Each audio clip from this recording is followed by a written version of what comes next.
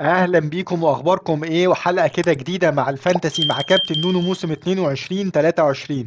في الاول كده وقبل اي كلام، يعني قلوبنا ودعواتنا مع اهلنا في السودان، ربنا يحفظهم ويحميهم، ويا رب الغمة يعني تخلص بسرعة في امن وامان.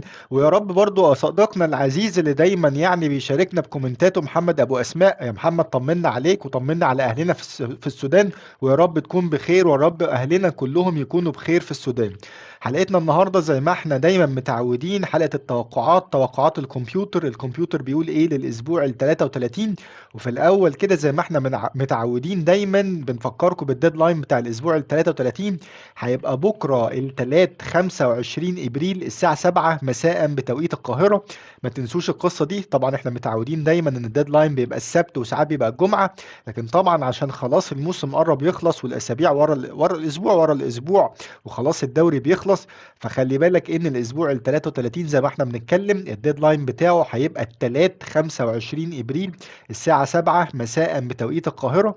اول ماتش هيبقى التلات 25 ابريل الساعة 8 ونص مساء بتوقيت القاهرة. خلي بالك ان الاسبوع ال 33 هيبتدي التلات، الماتشات هيبقى برضو تلات واربع وهيخلص الخميس. وهتلاقي الاسبوع ال 34 على طول وراه هيبقى يوم السبت 29 ابريل.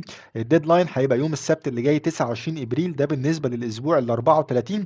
فخلي بالك بس عشان ما تنساش الديدلاين. هتلاقي ال 33 لادم وراه على طول ايه ال 34. زي ما احنا بنتكلم ال 33 هيخلص يوم الخميس، هتلاقي على طول الديدلاين او الاسبوع ال 34 هيبتدي يوم السبت اللي بعديه اللي هو 29 ابريل على طول. بالمناسبة دي برضو بنفكركم بيه خلاص كده لغاية آخر إيه الموسم. في 3 أسابيع خلاص تم الإعلان رسميا، دول اللي هيبقى فيهم بواقي النواقص أو بواقي الدبل جيم ويكس اللي ما اتلعبتش لغاية دلوقتي.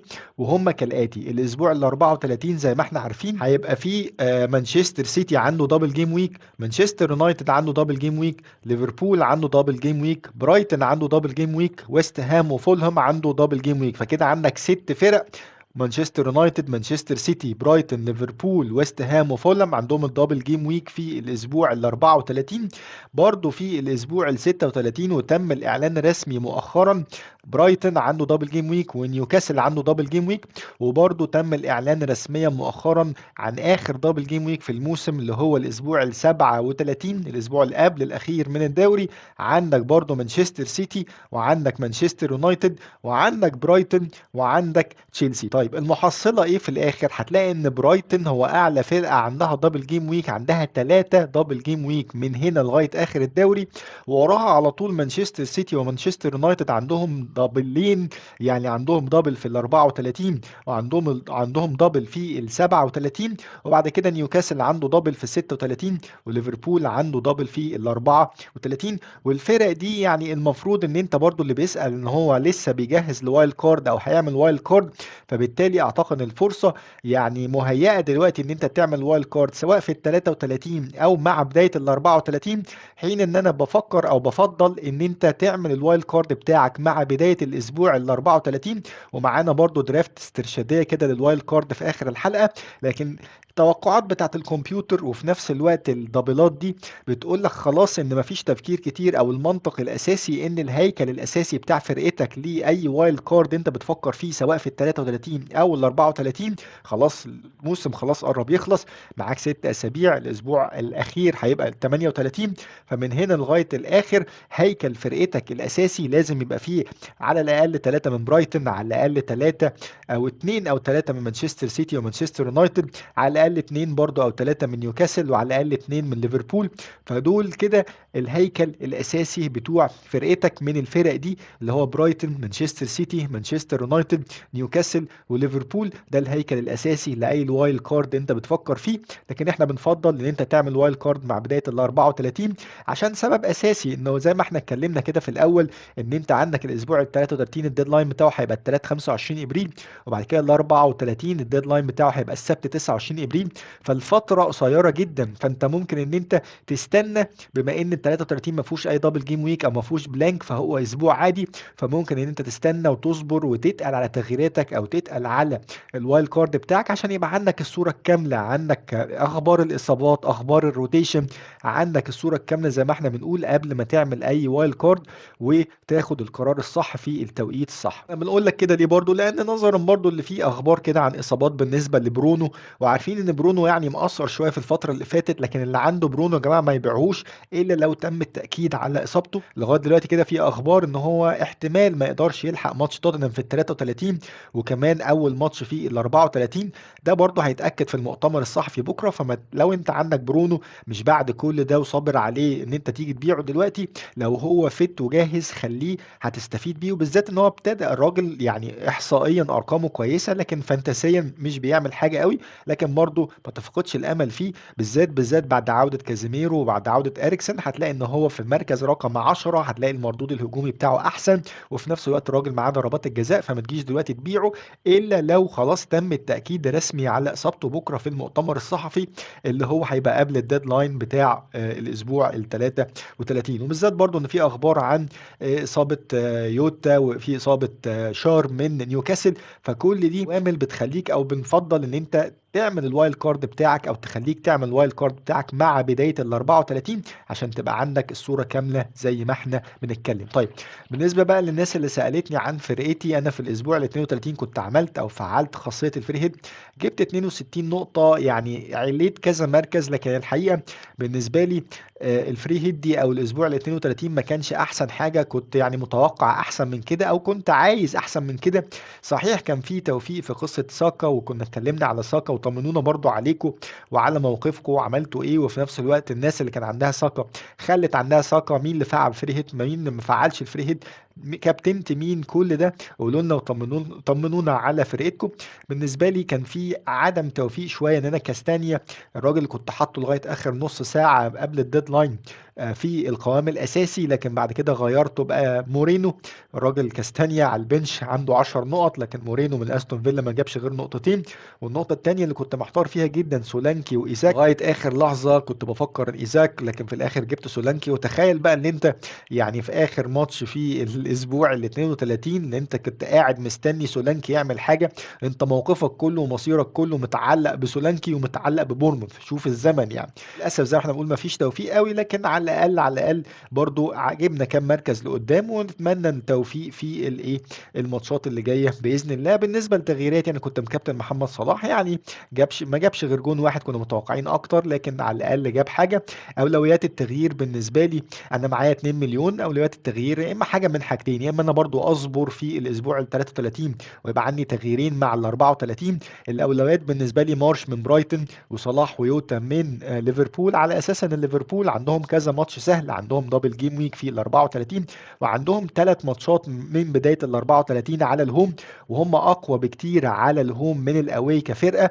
وبرضو صلاح اقوى بكتير على الهوم من الاواي. خليني اقول لك ان هو من ساعه ما كان بنش في الاسبوع ال 29 هو الاول في البيج تشانسز، والاول في الاكس جي، والاول كمان في الاكس جي اي او الاكسبكتد جول انفولفمنت. بالنسبه لناس كتيره قوي سخنانه وابتدت تبيع واتكنز يا جماعه، الراجل ما قصرش. الراجل برضو عنده ماتش كويس قوي على الهوم قدام فولهام اللي هو دفاعهم مش احسن حاجه، فمش لو مش اولويه ما تفكرش فيه. توني برضو الى حد ما برضو عنده برينفورد، عنده تشيلسي اواي، لكن تشيلسي زي ما احنا عارفين بالذات على الجانب الدفاعي مش احسن حاجه. وخلاص توني يعني طالما فرقته لعبت ال 32 ماتش، قصه الانذار ان هو كان مهدد بالايقاف عشان الخمس انذارات خلاص اتشالت، بما ان الفرقه تاني لعبت 32 ماتش، فخلاص ما فيش اي تهديد من اي ايقاف من اي نوع. زي ما احنا بنتكلم برينفورد بتعرف تلعب كويس قوي مع الفرق الكبيره، وبالذات في سوء مستوى تشيلسي، وبالذات على الجانب الدفاعي. فلو انت ما عندكش اولويه فظيعه ان انت ممكن عايز تبدل توني او تبدل واتكنز، خليهم معاك الاسبوع ده عشان توفر تغييرك، وتشوف كده مع بدايه ال 34 انت محتاج مين ومش محتاج مين. ايزاك كده كده من نيوكاسل دوره جاي، لكن يعني انا بالنسبه لي مش اولويه دلوقتي. هيجي دوره ممكن يبقى اوبشن كابتنه كمان في الاسبوع ال 36 اللي هو هيبقى دبل جيم ويك لنيوكاسل. ممكن حتى تجيبه في ال 34، هيبقى عندهم ماتش هوم مع ساوثهامبتون. فكل دي افكار ممكن تفكر فيها، لكن خد القرار الصح في التوقيت الصح. ما ترميش تغييرك كده على الفاضي، وشوف اولوياتك وبص لقدام، ما تبصش بس للاسبوع اللي احنا فيه. انا بالنسبه لي بفكر اغير الاستراتيجيه، الفورميشن بتاعي يبقى 3 ورا وخمسه في خط النص واثنين بس في خط الهجوم، والتالت بتاع الهجوم ده اداون جريده او اقلله خالص مثلا لجرين وود اللي هو من ليدز اللي ب 4 مليون، على اساس ان انا اوفر توفر فلوس لرؤوس الاثنين رؤوس الحربة، وفي نفس الوقت ممكن ابجريد خط النص او حتى خط الدفاع بحد زي ترينت الكسندر ارنولد مثلا. الناس كتيرة قوي عايزة تجيب صلاح وعندها هالاند، او عايزة هالاند وعايزة برونو وعايزة يوتا وعايزة ترينت، فهتجيب كل دول ازاي وانت مش هيبقى عندك اكيد الفند او عندك الفلوس اللي تقدر تجيبها؟ فلازم ان انت تبقى تبص على الفورميشن بتاعك. هل انت محتاج ان انت ترص الرصه بتاعت كل الفرقه بالاحتياطي ان هم يبقوا بريميوم، او ان هم اساسيين، او ان هم يلعبوا، او ان هم غاليين ولا لا؟ كل دي اسئله انت محتاج تفكر فيها، لان الفتره دي من الموسم خلاص انت اغلب الناس ما عندهاش بنش بوست، وانت بتفكر بس في ال 11 اللعيبه الاساسيين اللي بيلعبوا، وواحد بس اساسي على البنش اللي هو احتياطي لو حد ايه من ال 11 الاساسيين ما لعبش او حصل اي حاجه، يبقى في حد اساسي كده مش لازم يبقى غالي، بس على الاقل بيلعب ان هو يقدر ينزل وايه وما يضيعلكش اي نقط على الفاضي. فلازم انت دلوقتي فقه الاولويات بالنسبه لك من هنا لغايه اخر الموسم، لو في اي حاجه ملهاش لازمه ما تعملهاش عشان توفر في البادجت بتاعتك وتقدر تجيب اللعيبه اللي انت عايزها في الوقت المناسب عشان تقدر تستفيد من الدبلات اللي جايه في الفتره اللي جايه. طيب نخش بقى على التوقعات بالنسبه للفرق او على مستوى الفرق للاسبوع ال 33.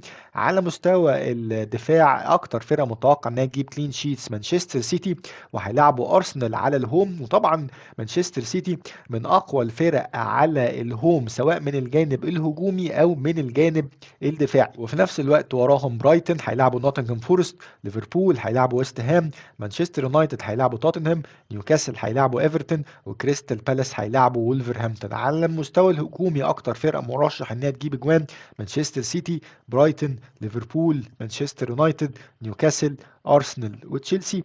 الاوفرول بوينتس بقى للفرق المتوقع انها تجيب اكتر بوينتس في الاسبوع ال 33: مانشستر سيتي، برايتون، ليفربول، مانشستر يونايتد، نيوكاسل، ارسنال وتشيلسي. بالنسبه لي قصه ارسنال دي عجيبه شويه. طبعا ارسنال متاثر جدا في الناحيه الدفاعيه لغياب صليبه، وده واضح قوي ان قصه هولدنج مع وايت مش راكبه قوي. ارتيتا محتاج يفكر فيها، وبالذات ان هو هيلعب مع مانشستر سيتي على ارض الامر على ارض الاتحاد، وطبعا ده الماتش الفيصل او ماتش الدوري او كده، ماتش يعني ان كلنا مستنيينه وهنشوف نتيجته هتحدد بشكل كبير مصير الدوري في الموسم ده. فاعتقد ان هو لازم يلاقي حل للقصه دي. وطبعا هالاند وزي ما احنا عارفين ان هو في المركز الاول على مستوى الاكس جي على الهوم، وطبعا مانشستر سيتي اقوى فريق على الهوم على المستوى الهجومي. طيب دي كده توقعات الفرق. لو دخلنا بقى على توقعات اللعيبه من كل خط على مستوى حراسه المرمى، عندنا صا من وولفرهامبتون، بعد كده بوب، وبعد كده ادرسون، جوايتا اللي رجع مؤخرا من الاصابه وتم الاعلان الرسمي ان هو خلاص سليم وابتدى يشارك في التدريبات. فبس الناس اللي عندها جونستون الراجل متالق مؤخرا حارس مرمى كريستال بالاس تخلي بالها ان يبقى عندها بس حد حارس تاني على البنش عشان لو جونستون ما لعبش وجوايتا ابتدى يخش. ستيل من برايتون، بازونو من ساوثهامبتون، اليسون، وبعد كده كيبا من تشيلسي. على مستوى الدفاع عندنا تريبيير، وبعد كده ترينت الكسندر ارنولد، جيمس يونغ من استون فيلا، كونسا من استون فيلا، تياجو سيلفا من تشيلسي، وبيريزيتش من توتنهام. دي غريبه شويه بالنسبه لي. على مستوى خط النص عندنا مارش، عندنا صلاح، عندنا راشفورد، عندنا برونو، عندنا ميتوما، وعندنا سون. وعلى مستوى خط الهجوم وبرضه غريبه جدا بالنسبه لي ان كين اكتر من هالاند. صحيح كين هو النقطه المضيئه بس في كل فريق توتنهام، لكن غريبه قوي ان هالاند في المركز الثاني بعد كين، وبالذات ان كين او توتنهام هيلعبوا مانشستر يونايتد. عندنا كين، عندنا هالاند، عندنا واتكنز، عندنا ايزاك، عندنا سولانكي، عندنا هافرز، وعندنا جونسون من نوتنغهام فورست، واخيرا توني من برينفورد. طيب على مستوى الاوفرول اعلى 10 لعيبه هتجيب نقط في او متوقع انها تجيب نقط في الاسبوع ال 33: كين، وبعد كده هالاند، واتكنز، مارش، ماكاليستر، صلاح، راشفورد، برونو، ميتوما، وايزاك. العشرة دول هتلاقي فيهم أربعة من الهجوم وستة من خط النص، منهم ثلاثة من خط نص برايتون اللي هو من الآخر كده ميتوما وماكاليستر ومارش، واثنين من خط نص يونايتد اللي هو راشفورد وبرونو لو سليم. طيب الناس بقى اللي قالت لنا على وايلد كارد او تفكر تعمل وايلد كارد، زي ما احنا اتكلمنا خلاص كده واضح من اللي احنا اتكلمنا فيه في اول الحلقه، او حتى ايه التوقعات بتاعه الكمبيوتر، ان انت لازم هيكل فرقتك او الاخبار بتاعه اللي احنا قلناها بتاعه الدبل جيم ويكس في الفتره اللي جايه لغايه اخر الموسم، ان انت لازم يبقى عندك 3 من برايتون، 2 3 من سيتي، 2 3 من مانشستر يونايتد، 2 3 من ليفربول، 2 او 3 حتى من نيوكاسل. ده الهيكل الاساسي بتاع فرقتك. ولو بصيت على الوايلد كارد اللي احنا عارضينها دلوقتي، دي استرشادية، ممكن تغير فيها، ممكن تاخدها زي ما هي، ممكن تعمل فيها اللي انت عايزه، لكن في الاخر مفيش حاجة صح مفيش حاجة غلط، كله حسب الاستراتيجية بتاعتك. وتاني بنقول لك الفورميشن الافضل هنا اللي هو 3 5 2، عشان توفر في البادجت بتاعتك وتقدر تنفست اكتر في خط النص او الاثنين بتوع خط الهجوم، او حتى في بريميومز من خط الدفاع، او 4 4 2، لكن احنا بنفضل فيها هنا 3 5 2. ميزه الوايلد كارد ده ان انت هتلاقي الفرقه كلها هيبقى عندها دبل جيم ويك في ال 34، وتقدر بعد كده تعدل في الاسبوعين اللي هم من 34 لل 36 ان انت تزود كمان الدبل جيم ويكس، او الفرق او اللعيبه اللي عندها دبل جيم ويك في ال 36. في مستوى حراسه المرمى عندك ادرسون والاحتياطي بتاعه ستيل من برايتون. الخماسي بتاع خط الدفاع عندك ترينت الكسندر ارنولد، عندك شو، عندك ستوبينن من برايتون، وممكن تفكر في فيلتمان او دانك مكانهم. مكانه كده كده كلهم في رينج سعر واحد. تريبير وبوتمان من نيوكاسل، دبل اب يعني من دفاع نيوكاسل. عندك بعد كده في خط النص عندك ميتوما، وعندك مارش، عندك صلاح، عندك راشفورد، وعندك برونو لو سليم. وممكن برضو هنا كانت الإشكالية اللي احنا فكرنا فيها، طب احنا عايزين حد من خط نص مانشستر سيتي، لكن في الآخر مع عودة فودن تألق محرز، كيفن دي بروين موجود، جريليش موجود، جوندوجان موجود، برناردو سيلفا موجود، فبرضه فكرة الروتيشن مع الشامبيونز ليج مع الماتشات ورا بعض، فكل دي مقلقانا شوية من جراديولا وهيعمل ايه. وبالذات انت في الفترة دي من الموسم انت عايز حد يلعب، او انت جايب حد عشان يلعب مش ان هو يركن ماتش او ان هو يلعب جزء من ماتش او بتاع، فده اللي قلقنا شوية من جريليش. لكن ده ما يمنعش ان انت برضه جريليش يبقى اسد كويس قوي، لكن احنا خايفين منه هي عودة فودن او كل اللعيبة الموجودة، بالذات ان مانشستر سيتي مكمل في كذا بطولة مع بعض في نفس الوقت. برضو قصة إصابة أكي اللي هو برضو لو اتأكدت ممكن تفكر في دياز لو أنت عايز حد بريميوم من خط دفاع مانشستر سيتي. على مستوى خط الهجوم عندنا هالاند وعندنا يوتا، والتالت اللي هو البنش من ليدز ب4 مليون اللي هو جرينوود. الفرقه كلها دبل زي ما احنا بنتكلم في الاسبوع ال 34. من بعد ال 34 ممكن تفكر في كذا اوبشن زي ايزاك بدل يوتا في الهجوم عشان تبقى جاهز للاسبوع ال 36. وممكن حتى ينفع معاك تريبل كابتن اللي عنده لسه تريبل كابتن او كابتن في الاسبوع ال 36. وبرضه هالاند ممكن ينفع معاك تريبل كابتن قوي اللي لسه عنده تريبل كابتن في الاسبوع ال 34، بس يا رب يلعب الماتشين. ممكن تفكر برضه في ديفرنشال كده على جنب، حد برضه من خط نص نيوكاسل استعدادا للاسبوع ال 36، زي حد زي ويلوك او الميرون اللي رجع من الاصابه. او اكتر واحد ممكن تفكر فيه برضه هو جويلينتون، برضه راجل متالق في اخر كذا ماتش فيه مع فريق نيوكاسل على الجانب الهجومي. دي كلها كده يعني لعيبه كلها افكار. برضه قولوا لنا رايكم ايه في الوايلد كارد دي، عجبتكم ما عجبتكوش، عايزين مين مش عايزين مين. طبعا ما فيهاش حد من ارسنال ممكن تفكر، يعني الوحيد بالنسبه لنا طبعا اتكلمنا ان انت بلاش حد من خط الدفاع. ممكن على الاولويه كده بالنسبه لنا بالترتيب كده طبعا مارتينيلي وبعديه اوديجارد وبعديه ساكا، لكن مارتينيلي واوديجارد ارخص بكتير من ساكا، فممكن تفكر في حد فيهم بس بالذات مارتينيلي. دي كده كانت حلقتنا النهارده، نتمنى تكون عجبتكم، بالتوفيق وشكرا ليكم.